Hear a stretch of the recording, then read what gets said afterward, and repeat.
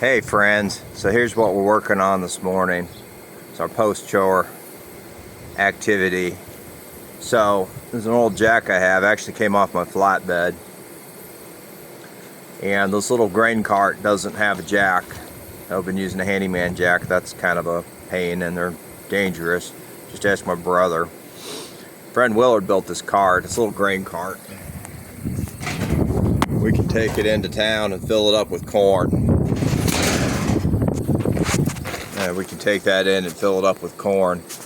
And anyway, so he's gonna weld. You know what? This is short, so I'll just start a new video with him welding. You can just go about your business.